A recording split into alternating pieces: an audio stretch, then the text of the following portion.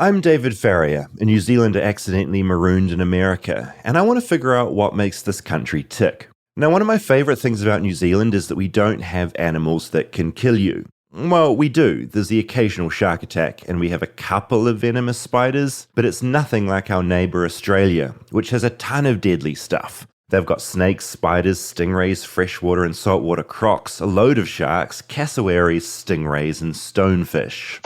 Tonight, Steve Irwin killed by a stingray in a freak accident on the Great Barrier Reef. New Zealand has none of that stuff. So one of the weirdest things about coming from New Zealand to America is remembering that there are deadly animals everywhere. I was walking the other day in Los Angeles, and there was a giant rattlesnake on the path.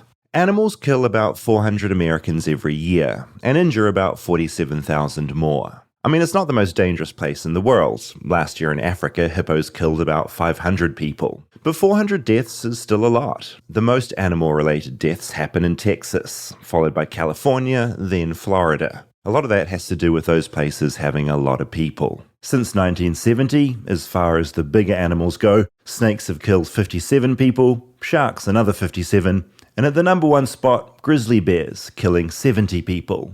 And it's the grizzly bear I'm curious about this week. I want to know how they're getting on with the human population. So, make sure you've got bear spray in your pocket and don't leave a bunch of raw meat lying around, because this is the Grizzly Bear episode. Flightless, flightless, flightless bird touchdown in America.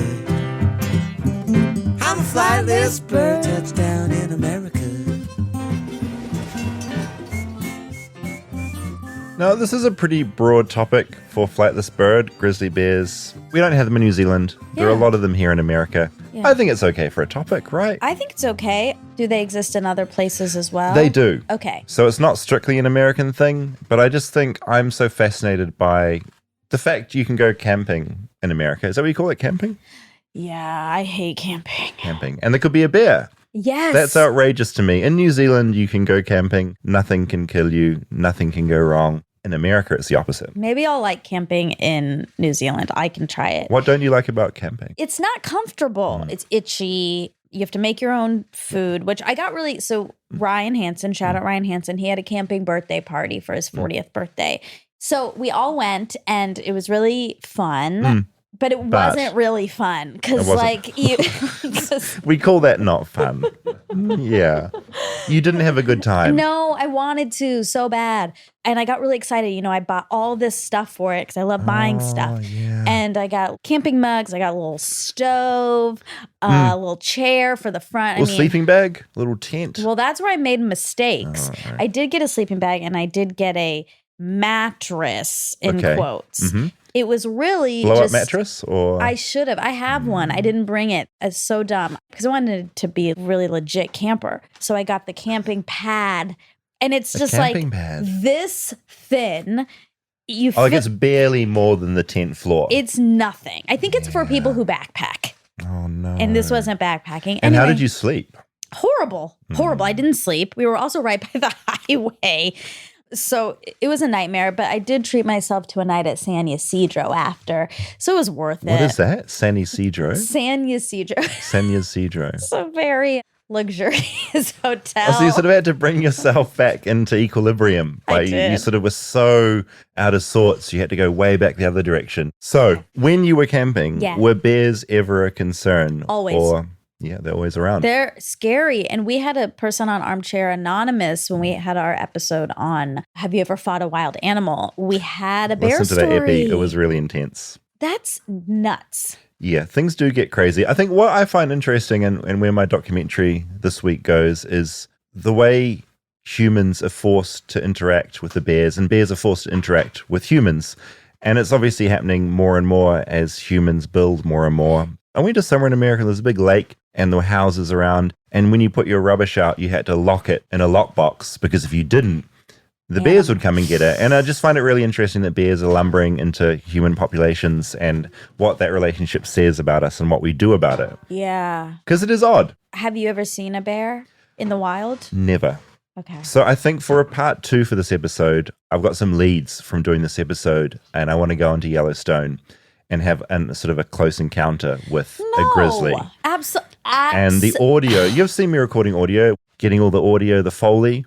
I'm going to do that with a grizzly, and it's going to be such a good episode. You're not allowed to do it. We are not sponsoring that I'll podcast. be careful. No, you won't. You don't know.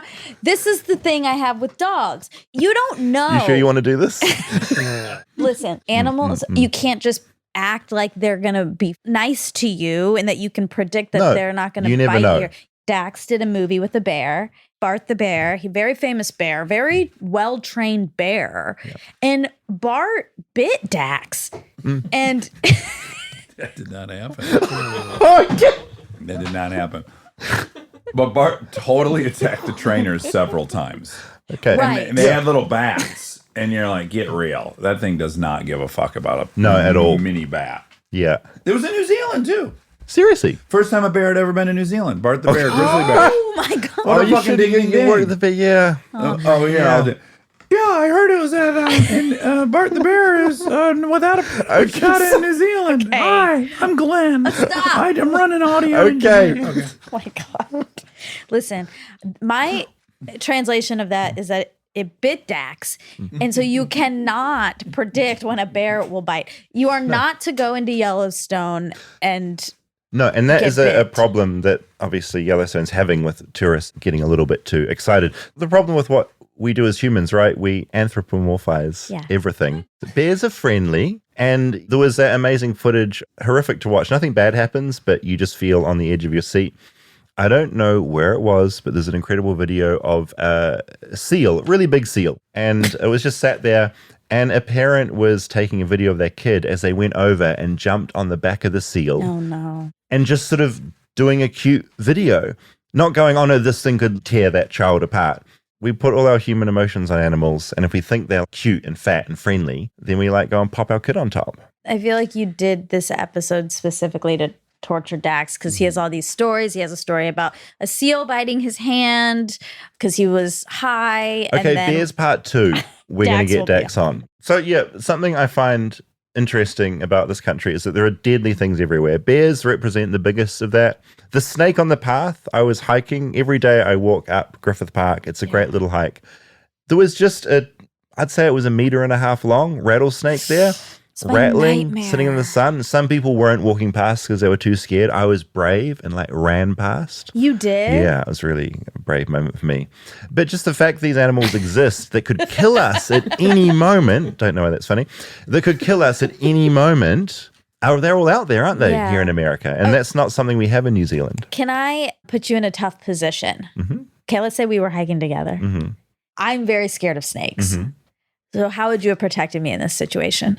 I would have demonstrated how to run past the snake, and then you would have seen me do that and seen that it was okay, and then you could have done the same thing. Okay, so you would have been on the other side of the snake. Yes, as a test, I'm sacrificing potentially my life for you to show you that it is safe and it's okay. I took that risk, I survived, therefore you know it's safe to come past. That's not the right answer.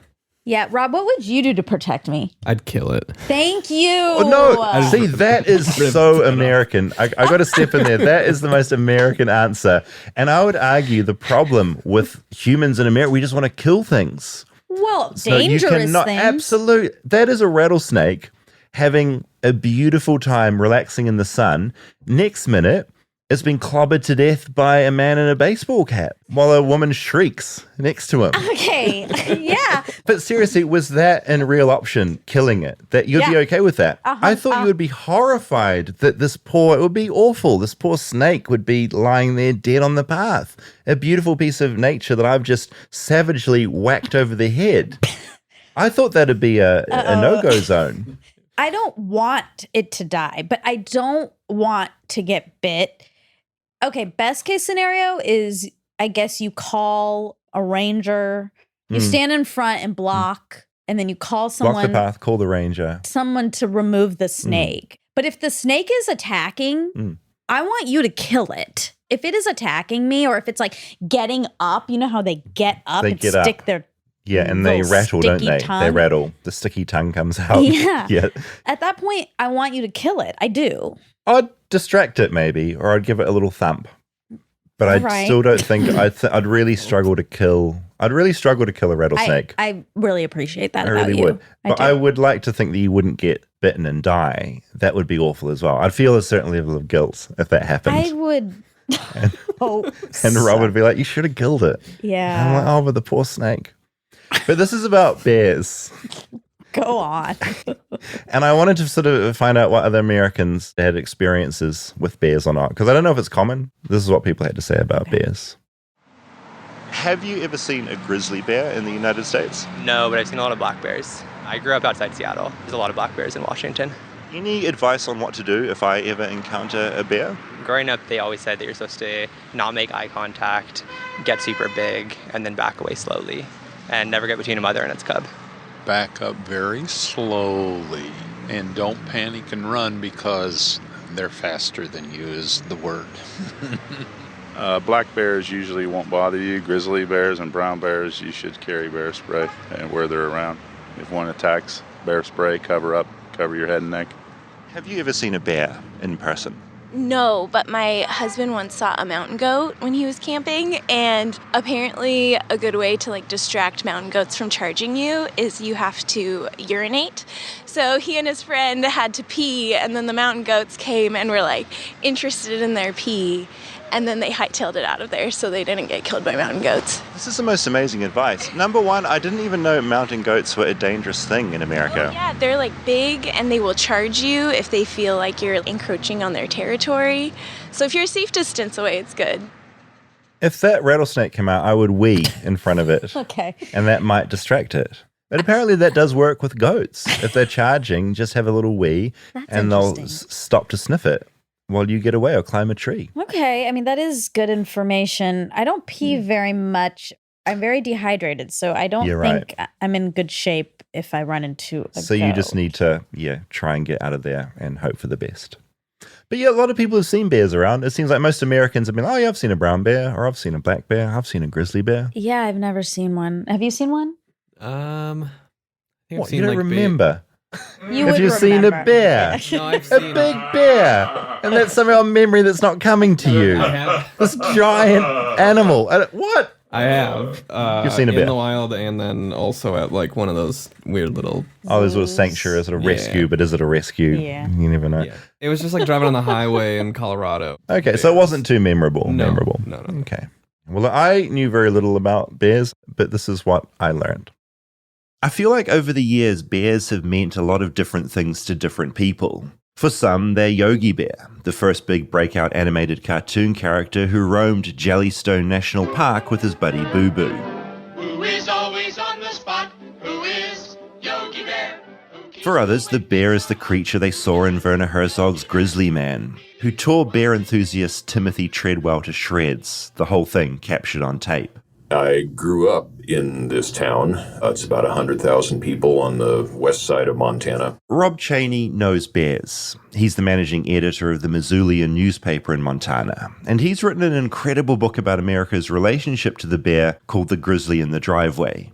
Over his career in journalism and writing in Montana, Rob's grown to love the grizzly, a subspecies of the brown bear, which is a chunkier version of other bears like the black bear. In all of my childhood, I spent a lot of time in Glacier National Park, which is just a couple hours to the north of here, which was one of the last redoubts of the grizzly bear back when it was put on the endangered species list back in 1975. Before 1975, it was open season on grizzlies. See, back in 1800, there were about 50,000 grizzly bears scattered across all 18 western states. Europeans arrived, and a bounty program was set up to shoot, poison, and trap bears, who were seen as a threat to cattle and humans. We took 50,000 grizzly bears just in the area between the Canadian and the Mexican borders. And pretty much between about 1870 and 1930, we wiped them out. There was a federal policy to eliminate most predators from the areas that were considered rangeland for sheep and cattle. And so we actually hired federal employees to ride around on horseback with a sack full of strychnine-laden beef or bait. and just leave it around for every coyote and wolf and mountain lion and jaguar and grizzly bear and eagle and pet dog and anything else that ran into it to get them off the range. And we were very successful at it. By 1975, 50,000 grizzly bears had been cut back to only 700 across the 48 contiguous states. They roamed only 2% of their former range. I never heard of that term, contiguous states, before. But apparently it's the 48 states between Canada and Mexico, excluding Alaska, even though Alaska is attached to the continent. So weird. The result is that unless you were in Alaska, Americans didn't really see grizzly bears anymore. Back then, though, it was a ghost. If you ever saw a bear all summer long, and I worked in the park as a boat captain on a tour boat, and saw a grizzly twice. In 2 summers of full-time working, you didn't see them. You didn't encounter them. So you sort of invented what they were and what they meant. And to many, grizzlies represented something mysterious, something to be feared. Because when you did hear about them, it was because of something scary. But Glacier National Park is the night of the Grizzlies, the famous book about a bizarre incident in 1967 when 2 grizzly bears killed 2 women in 2 separate campgrounds on the same night. Back in the late 60s, 2 women, both 19 years old, were killed by grizzlies in Glacier National Park, which is about a 6-hour drive north of Yellowstone. Julie Halgerson was visiting from San Diego and was attacked at midnight. Then in a completely separate attack, Michelle Coons woke up to a grizzly sniffing her at 4 a.m. Other campers around her scattered to escape, but Michelle's sleeping bag zipper stuck. Trapped in her sleeping bag, she was dragged into the woods. This is her friend speaking in a documentary in 2010. She screamed, "He's got my arm."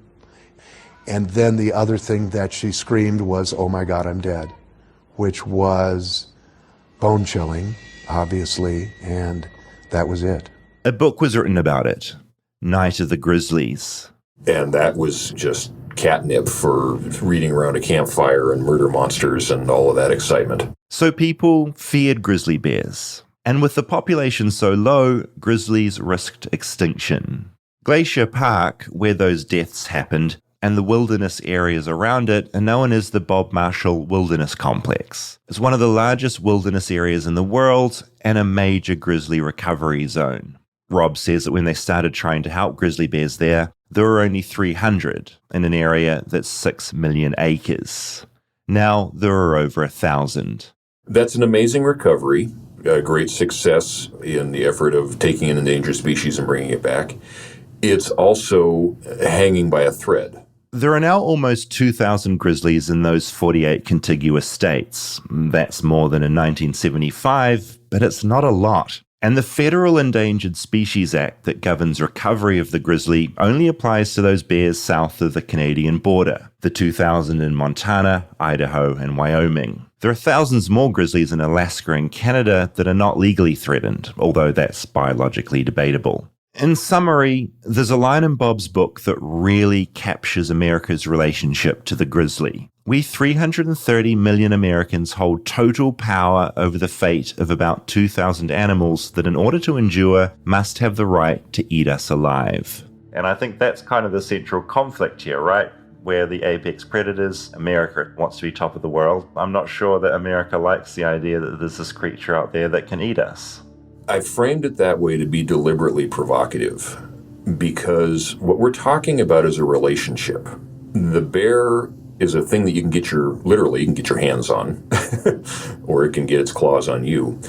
But we're also talking about nature as an agent in our lives, and whether we believe we're in a dominant position where we have dominion over the earth and all that flies and crawls on it, as the Old Testament Bible likes to say, or we're in something of a more equal or maybe even a subservient status with forces on the planet that are perfectly willing or capable of killing us at a moment's notice, whether you're talking about a lightning strike on a golf course or a flood that takes out 2/3 of Pakistan in an afternoon, or a grizzly bear that shows up in your driveway and changes your life. It's funny because in New Zealand, we literally have no predators. You could run through the forest naked and nothing is going to kill you at all. So I'm sort of getting used to the idea of in certain places in the United States, if I walk, just being very aware that something could kill me. Like it is quite a different way to think about your existence on the planet. Well, I think even in New Zealand, as Aldo Leopold liked to say, if you think like a mountain, if you think in a different time frame, a geologic time frame, a mountain will come after you and kill you. If you go running across that mountain, a mountain will kill you really fast. So it's a matter of assessing your place in the world, in its food chain, in its forces and powers of dominance and subservience. But the bigger issue, I think, is that we as a species just seem to jump on the idea that we're in control of it all. That everything is a giant terrarium with some levers and knobs, and we just turn the temperature up a little bit, or we back off the humidity, or we turn the lights down to suit our immediate need without realizing that we might actually be the species in the terrarium, and we're not in control of the knobs. There are a lot of Americans in the terrarium, and non-Americans like me, and we just keep encroaching on the bear part. I have had it, boo-boo. How come, Yogi? Every day it's the same old thing. Look at the bears, look at the bears, look at the bears. Sheesh. The evidence out of Yellowstone National Park, where we seem to have the greatest number of mentally deficient tourists, is not good. People just love to just march across a field with their great big brand new camera and try to do the National Geographic thing, and very frequently get in serious trouble for doing so. On the other hand, there's just a boatload more of us than there used to be even 20 years ago. This mother black bear caught charging a group of tourists to protect her cubs. Whether it's a tourist at Yellowstone National Park, someone building their next holiday home, or a farmer trying to earn a living by raising livestock, we're all living in a kind of tension with the bear.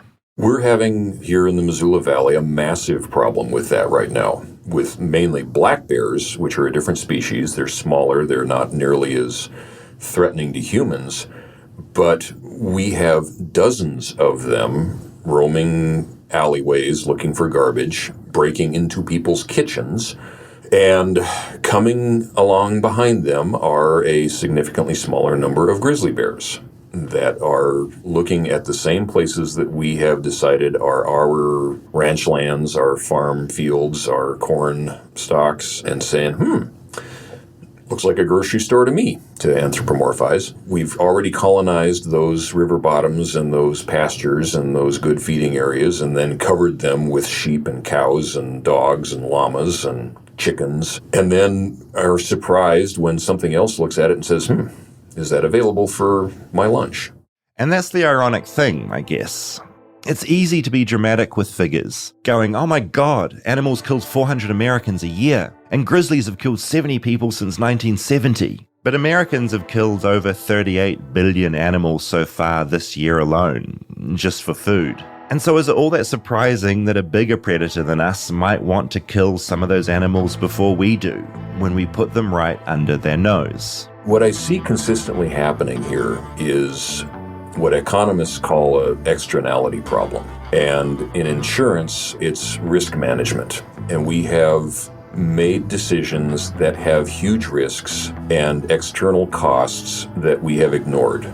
In a much bigger sense, but on the same playing field, we're building houses in places where wildfires occur, which happen to also be places where grizzly bears live. And then we just presume that a fire department will show up and save our house if the wildfire gets too close.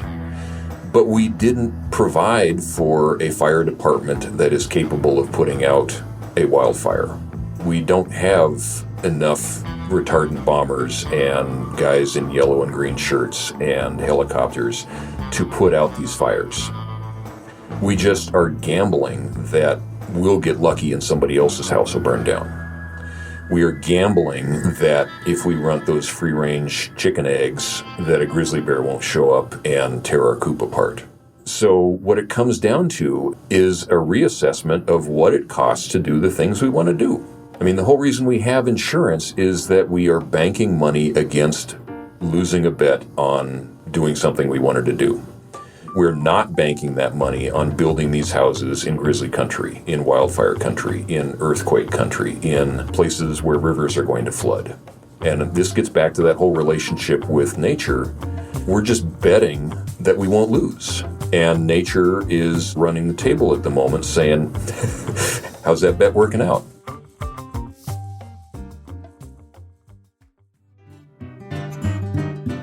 Stay tuned for more Flightless Bird. We'll be right back after a word from our sponsors. Flightless Bird is brought to you by Indeed. Now, hiring well means getting past preconceived ideas and recognizing top talent. How do you do it? You need Indeed. It's the hiring platform where you can attract, interview, and hire all in the one place. Don't spend hours on multiple job sites looking for candidates with the right skills when you can do it all in the one place with Indeed. I really like it because it has these specific tools like instant match assessments and virtual interviews. So it's all sort of in one place and you don't have to go scouring around to find someone. Less stress, which is always a good thing. Always. And candidates can show their skills before the interview so you can dive deeper into talking to them about what's important to you and your business. Indeed also helps star applicants shine before the interview with over 135 graded assessment tests they can take, from cooking to coding. So it takes the stress out of the whole interview process. Candidates get to show their skills before the interview so you can dive deeper into talking about what's important to you. This is good because people get stage fright when they're in front of a potential boss. So this gives them a moment to shine. Indeed knows when you're growing your own business, you have to make every dollar count. That's why with Indeed, you only pay for quality applicants that match your must-have job requirements. Need to hire? You need Indeed. Visit Indeed.com/bird to start hiring now. Just go to Indeed.com/bird, Indeed.com/bird. Terms and conditions apply. Flightless Bird is brought to you by Athletic Greens. And just this morning, I do what I do every morning. I swished up some AG1 in some water. I swallowed it. I enjoyed it. And I know that now I've got all the things I need in my bod to have a good day. Did you take some travel packs with you to New Zealand? Always. I always take travel packs with me wherever I go. Even when I'm out of LA, I take a little travel pack with me. Yeah. It's hard to describe how badly I eat, Monica. I mean, you've got some concept of this, but it's bad. Genuinely, this is probably keeping me alive. Wow. Well, yeah, it has 75 high-quality vitamins, minerals, whole food source superfoods, probiotics, and adaptogens to help start your day right. So, I mean, you really are getting everything. Yeah, I know I say this a lot, but it is made in New Zealand, which is pretty cool. We have all the best stuff. It's also lifestyle friendly, whether you eat keto, paleo, vegan, dairy-free, or gluten-free. It costs less than $3 a day, which is way cheaper than a coffee. So you're investing in your health, and it's cheaper than your cold brew habit. Right now, it's time to reclaim your health and arm your immune system with convenient daily nutrition. It's just one scoop in a cup of water every day. That's it. No need for a million different pills and supplements to look out for your health. To make it easy, Athletic Greens is going to give you a free 1-year supply of immune-supporting vitamin D and 5 free travel packs with your first purchase. All you have to do is visit athleticgreens.com/flightless. Again, that's athleticgreens.com/flightless to take ownership over your health and pick up the ultimate daily nutritional insurance.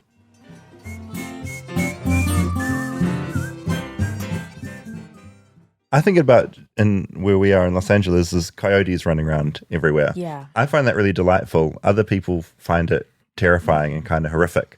I think you probably know where I land. Totally, but I think that's fine, but it's like the rattlesnake thing as well. It's like they're here first, so where do we have the right to live and do our thing and balance up their rights against hopefully not having ourselves torn apart? Well, yeah, and the level of predator it is compared to a coyote, which we've been told won't hurt people.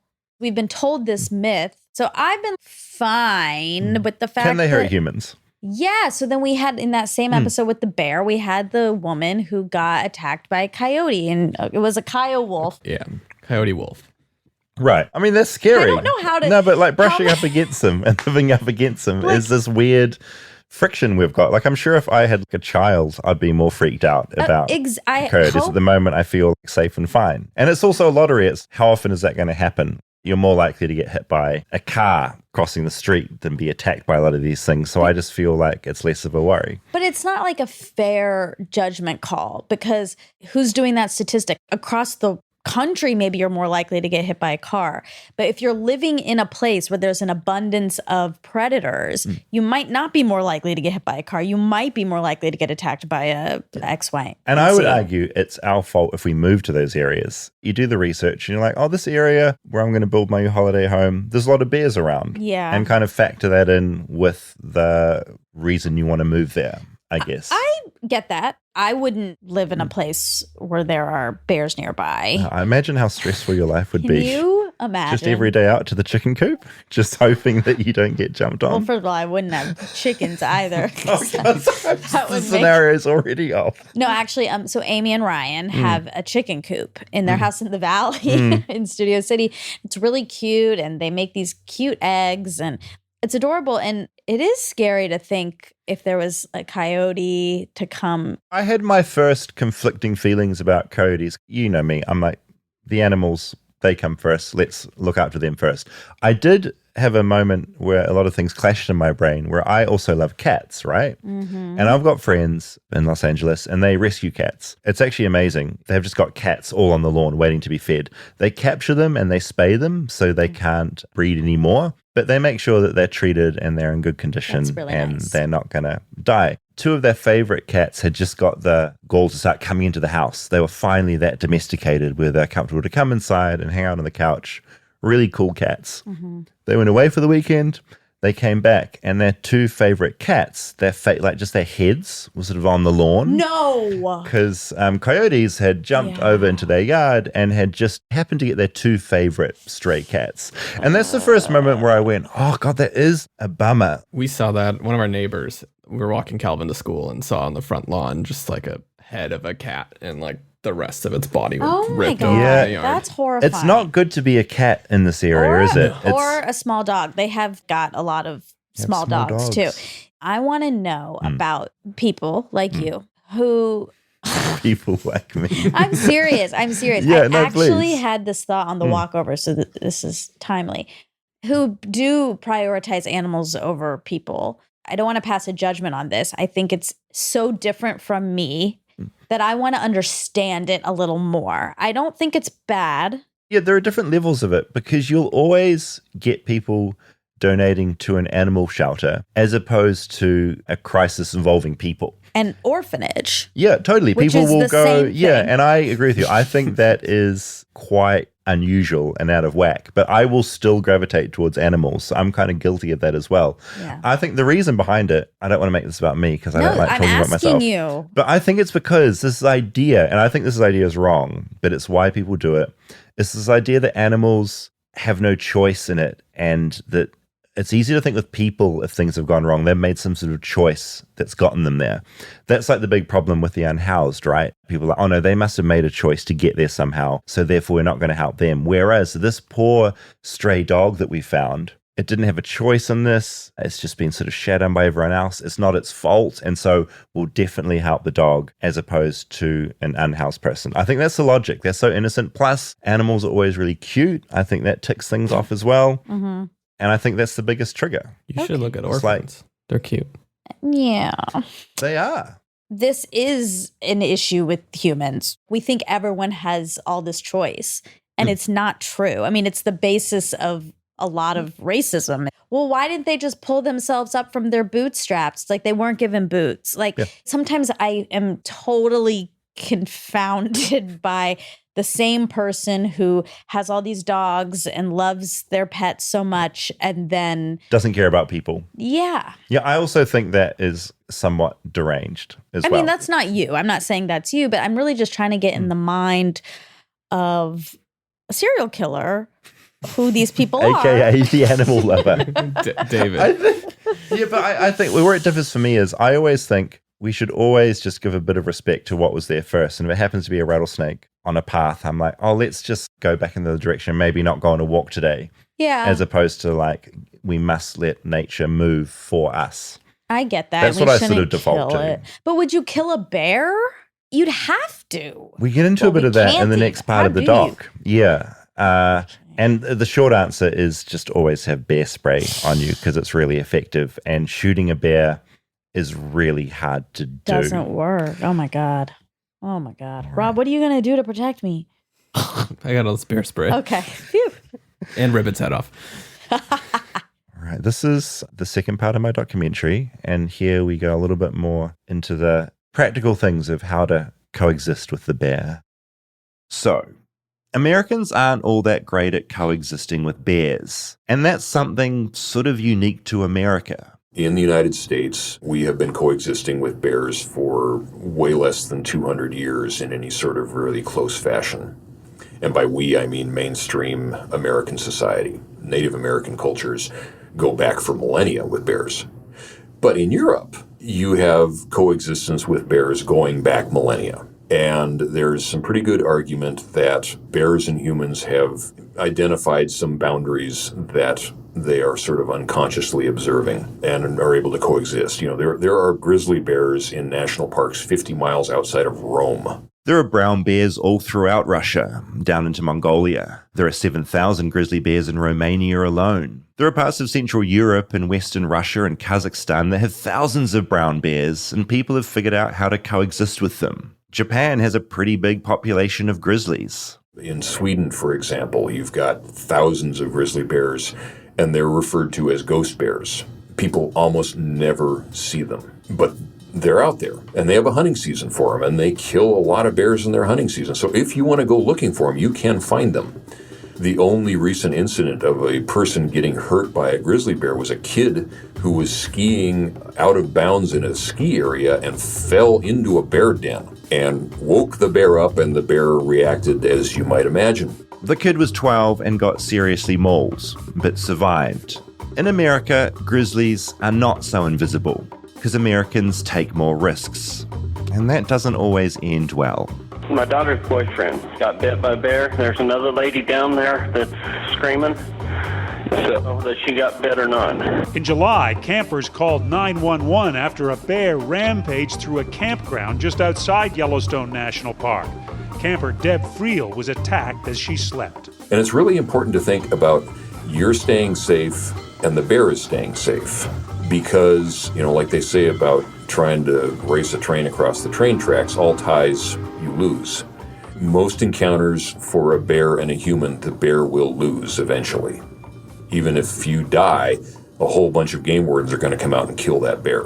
So, bears running into us, bad deal for bears. The thing is, the animal will always end up dead, like Farrier the walrus in Norway. Humans couldn't stay away from selfies, so authorities ended up killing Farrier before Farrier killed someone. Authorities believe they have a killer grizzly on their hands, an animal who has already taken down one person and has raised a lot of concern in Yellowstone. There's a bear on my car! Oh my gosh! And this family in their car, terrifyingly close to a grizzly. We are in the process of doing testing with the bear and make sure that we've in fact captured the right bear. If those tests confirm that the bear is involved, the bear will be euthanized, along with her cub. 1 dead human, 2 dead bears. The maths isn't all that great for the bear. Rob says it's best to avoid getting mauled or killed by a bear for everybody's sake. A really good idea if you're in bear territory, keep a can of bear spray nearby. Something I didn't even know existed until I talked to Rob. It's a can of capsicum chili powder and propellant that shoots it out like a can of wasp spray. And it's remarkably effective. In fact, I just interviewed 2 men who got charged at point blank range by a huge grizzly a little ways away from where I live here. And the one guy was carrying both a can of bear spray and a pistol. And in the press of the moment, he got confused. Do I reach for the spray or the gun? And what he wound up with was the binoculars and basically was defenseless. Fortunately, his partner did have his 1, 2, 3 plan worked out, grabbed the bear spray, sprayed the bear not in the face, but sideways. And you'd think, you know, this is a glancing blow. That bear made a 180 mid-air turn. The guy's still trying to work out the physics of this. And bolted. Attack over. Done.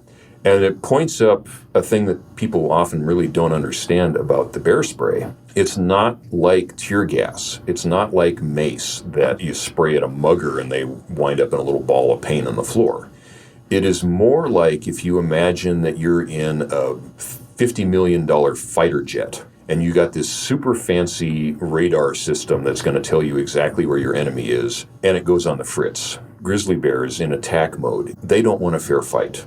They want overwhelming force. They want all of their smell and their vision and their audio, their ears, working at 100% and backing up their 500 pounds of claws and teeth. And the bear spray messes with that.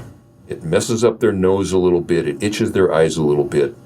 And it's like losing your radar in the fighter jet. You're not going to risk that $50 million fighter jet with no radar. And a bear is not going to risk going into a fight when it can't smell. So it breaks off.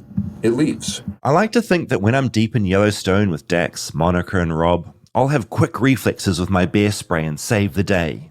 I've seen The Revenant. I know what can happen.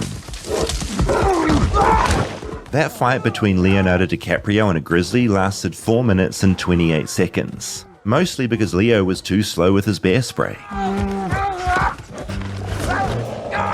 There are a pile of studies showing that in 90 to 95% of bear attacks, if you have bear spray, everyone walks away unharmed. Most of the remaining 5 or 10% is because they didn't get the spray out fast enough. If you have a gun, a pistol or something, you're looking at between a 50 to 60% success rate. And a success automatically means that somebody gets shot, usually the bear. You throw up bear spray, you're putting a wall of irritant that's at least 6 feet in diameter. And if you've got another couple of seconds, you've got a wall that's 30 feet wide and 6 feet high.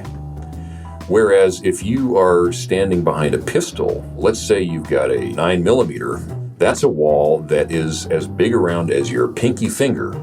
And you're trying to put that wall in front of something that's coming at you faster than a German Shepherd chasing a Frisbee, except it weighs 500 pounds and it's got 5-inch claws and teeth. And you're trying to concentrate. There are very few people in the world who can make that shot successfully, and I'll bet you're not one of them. Rob says you never surprise a grizzly. They know exactly where you are.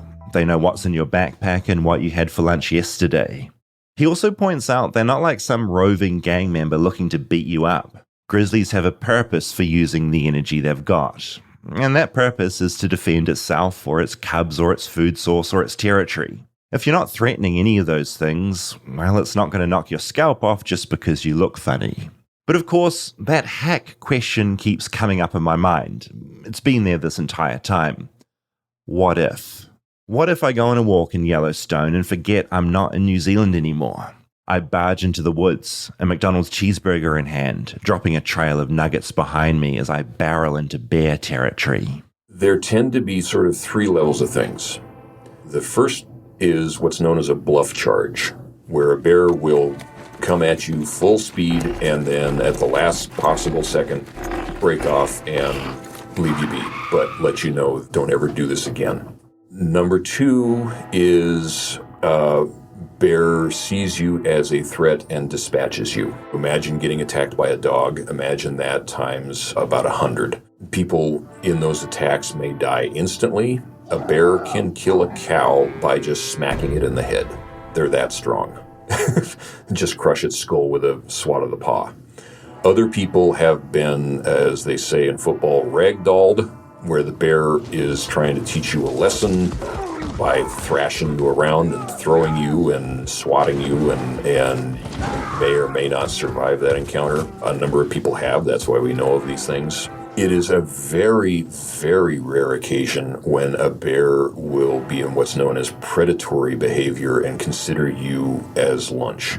That's way below single-digit percentages. And if anything, the occasions where a bear has actually fed on a human tend to be 2 parts. One is they probably had a threat encounter where the bear went off like a bomb and killed you. Once you're dead, you're protein. And so then when the bear is like, oh man, what just happened? Oh, look, lunch. But again, that's in the single-digit percentages as far as I've been able to tell. Bears don't go roaming around Old Faithful going, that one looks tasty. The unfortunate thing is that those occasions where a bear comes into a campground at night and attacks somebody in a tent and hauls them off and eats them, That's the boogeyman monster that becomes the reputation of grizzly bears. And it's wildly out of proportion with the reality of what grizzly bears actually are on the landscape. Yeah, much more likely to get hit by a car in Los Angeles when I go to get my morning coffee than get eaten by a bear in a camp. Exactly. Do you put on your lightning suit every time you go out in a rainstorm?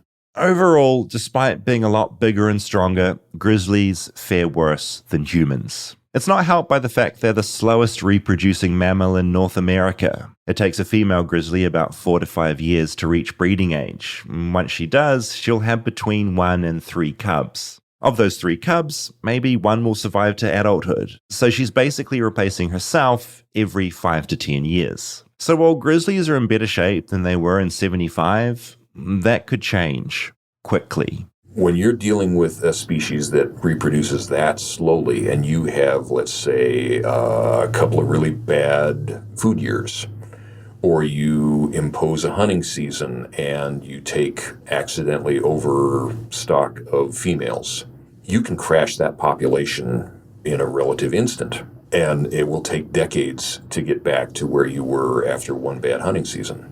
And incidentally, you won't have accomplished any policy goals protecting humans or reducing cattle depredation or anything else by a hunting season, because grizzly bears are, for the most part, solo animals and dead bears don't teach. I guess the trick is figuring out how to keep grizzly bears alive in America. And that might mean humans compromising a bit. It's compromise or live in an America where there just aren't grizzlies. That seems really lame. If I don't want grizzlies, I'll just go back to New Zealand. Because grizzlies are cool. Their claws can be up to 4 inches long. They can stand 2.5 meters tall and run 35 miles an hour. They love swimming and eating trout and hibernate for half the year. You can't help but be in awe of this creature that could kill you in an instant and weighs up to 800 pounds. The equivalent of 3 Dwayne "The Rock" Johnsons. You don't get much more majestic than that. That's what makes them, as we call them around here, charismatic megafauna. The few times that I've encountered bears, one of the ones that has stuck with me the most was in a glacial valley in Glacier National Park, and I was on one side of the cirque, and looking across the other side, it was about at least a mile away, and one of the boulders flipped over another boulder.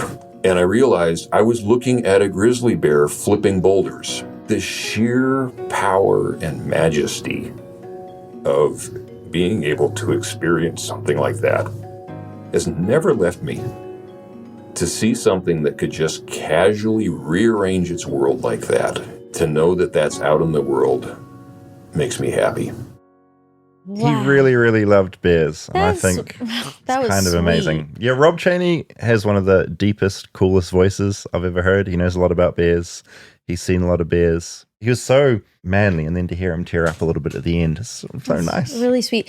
Did you guys, were you in person? No, he was over Zoom. I wish I was there. I'm going to meet, when I go on my grizzly bear hunt for part 2 of this, I'm going to take him because he's going to be a safe, good person to go with. He'll know all the different things. I'm going to be responsible. David. I joke about it, but I do want to be safe and I don't want to get attacked. And if you're going into their territory, you should be respectful and safe. I kind of feel like everything we learned in this episode is saying, please don't go. I don't like it. I don't like it. I'm going to be really careful. What are you going to do? I want to feel what Rob felt and feel that emotion when I see this giant thing flipping a boulder over and hopefully not running at me really fast. Okay. It's going to be kind of amazing. Can't you just use your imagination? Go to the zoo. I don't think you're equipped to cope in handle those this. scenarios. Yeah. I think I appreciate your concern, and it's really kind you are concerned. I'm going to take that as a kindness. Well, if you weren't over Zoom, would you have hugged him? I would have given him a little hug. Because you don't like hugs. I don't. Yeah, I was raised without a lot of hugs, and so I do find it really hard to hug people. Yeah. I've been told that I sort of go rigid like a board, and no one wants that in a hug. They want, what are you meant to do? Just be like, fall into it and be, oh. Yeah, loose. But I've been trying to force you to hug. Because it's very American. Honestly, you could do an episode on American hugging. I think you could include different handshakes in that as well, and different hand gestures. And yeah, the hug is definitely affection.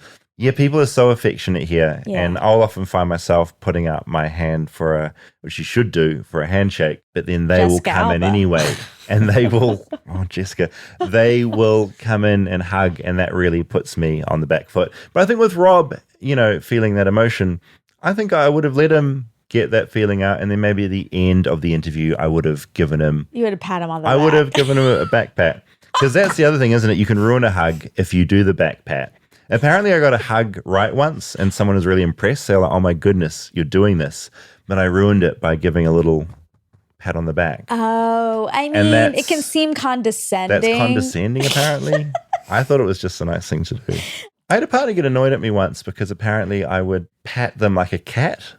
Like pet? I was lying there. I don't know what you're meant to do with your arms and stuff if you're there. But I thought it was a good idea to give them a pat. But after a while, they're like, "Could you just stop doing it?" They got really angry. It's so annoying. I'm not a cat. Really? I love cats like a pat. A human likes okay. a little Are pat you as well. doing this? No, it wasn't a pat. It was a stroke. Okay, I think that's nice. I thought it was a nice, affectionate stroke, but it backfired on me. Some people Humans, like that's different why things. I like animals more than humans. That's why I give to all the animal charities, and I don't kill the rattlesnake, and I love the bears because I understand animals. Yeah. They're so much easier to understand than people. People are so complex. Animals are just a more pure version of what people are. Okay, now we're getting to something. I think you feel too vulnerable around the They different don't kinds ask of annoying people. questions. Like I do. Yeah, like you're And orphans. You hate orphans. No, I don't. I don't hate orphans. No, it's the questions. Yeah, there's no questions from animals. No, there's not. They just sort of accept what's going on, and they're kind of like into it, or they're not if they get a bear ripping you apart. But generally, it's simpler, and I like that. Well, I've been forcing you to. That sounds bad. To hug me, and Try and open up more. I'm trying. I'm really trying, and I think you do a great job hugging. Thank you so much. I'm getting better slowly, and I think I'm getting better at sort of opening up in little bits. But often I do it, and I find myself talking and being open, and apparently that you're meant to do that as a human. Yeah. But then part of my brain is going, uh-oh. And then the trapdoors swing shut again, and I'm done. I'm out of there for a bit. Well, okay. So just, I don't know when those trapdoors are going to open, but they always swing shut very quickly. I already texted you this, and you said you were at a concert and you couldn't text back. Yeah, it was good. As an excuse. Which was true. Is that because you're afraid that if you're fully open that you'll get rejected or abandoned? No, if you give people too much of yourself, they'll use that against you when things go wrong.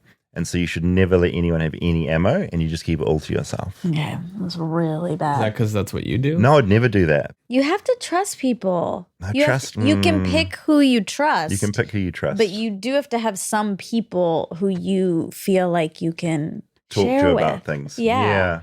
Maybe it's the New Zealand in me as well. Just always a bit wary of that, of sharing. I'm not saying it's a good thing, but that's where it comes from with me. Or there is that thing of rejection. Like if you show someone yourself and they don't like it, that's really scary It's very as well. scary. Yes, So don't I can even go relate down to that road. So what we've learned that you shouldn't share too much with the bear because That I'll could agree go with. wrong. Yes. But take out bear spray if you're in the woods. Yeah. Because bears can be scary. But also so respect the bear. And don't just charge up to a bear to take a photo of it because they are bigger than us and they can move faster and their claws are bigger. One thing that I did find really funny, and this happened with the Kyle Wolf story as well in Armchair Anonymous, they look for the very specific bear that acted out as if that bear is different from any other bear. Like, no, but it is. It's so stupid. That is No, I so disagree. stupid. That bear killed them because they were in the bear's territory. Exactly. Yeah. And I see what you're saying. It's a rabid bear. It's that's gonna not go kill that I see it's what like you're a saying. serial killer bear versus non-serial killer bears. They're all the same. Yeah. And also in that story, in the documentary, they also killed its cub. Because I guess the cub would not be able to survive without the mother, but it's still horrific. Well, or the cub would grow up and then want revenge. See, On that the isn't the map. way they're making. They're like they've made it about intention. I'm actually sticking up for the bears here. Yeah, no, you are. They've made it about intention. Like, we got to find the bear that did it. We got to find the coyote that did it. What do you mean? Like, suddenly got a bear, taste for human blood all of a sudden. It's just going to a bear serial killer suddenly going around. Exactly. So to me, it's either you kill that bear in the moment, obviously, when it's mauling someone, or like, all right, we missed that opportunity. Yeah, you're right. What's the point? It's ridiculous doing that, actually. Humans are too small-minded and they're just getting revenge on this one bear. They're thinking of them as humans. Yeah, the bear doesn't know any better. No. Yeah. That story of that walrus that I spoke about briefly overseas, they'd warn people, just don't get close to this walrus. It's here. We need to give it its space. Let it coexist. People wouldn't. They were just getting too close, taking photos. And so the only option the government had was to kill this animal, just because people can't resist just giving something a bit of space. Okay, let's do this mind I hate experiment. They're always traps. Your mind experiments. They're always a trap. I know, that's why they're fun. Okay, I'm ready. Let's say there was a group of serial killers. Okay? Or terrorists. A lot of them. Let's say terrorists. These are bad guys. Baddies. There's a group of baddies. They live in this area and they take up the area. And it's a nice area to live. Like, it'd be great. You'd want to live there. But they live there and they'll kill you. But they were there first. Okay. So you're moving into this neighborhood where you know that these baddies are living. Exactly. Do you think that people should do anything about those baddies or just let them be? They should, if they were there first. And they're murderers. It is a little bit different when they're people, because if you've got animals, we're talking about animals, we have more power over them. It's not an even fight. We don't over bears. We still do. Bears will still come out worse off overall. We can kill them. Well, they'll get killed after they kill someone. Yeah.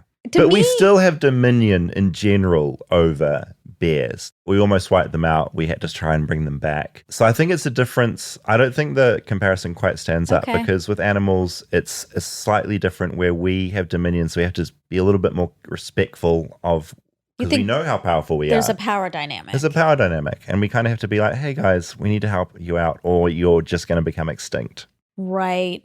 I guess we do want psychopaths to be extinct, but we don't want bears to be extinct. Yeah, so and maybe also those psychopaths have a choice that they've done those bad things. So that's another we debate disagree. That they don't have. I mean, that's actually is a more complicated issue. Yeah. But generally humans have more choice involved and animals don't. My argument's going to start falling apart. Yeah, it is. It's stripping. Yeah, because if there were a gang of serial killers in an apartment and I moved into the area, I would probably want them to go, and I think they should go.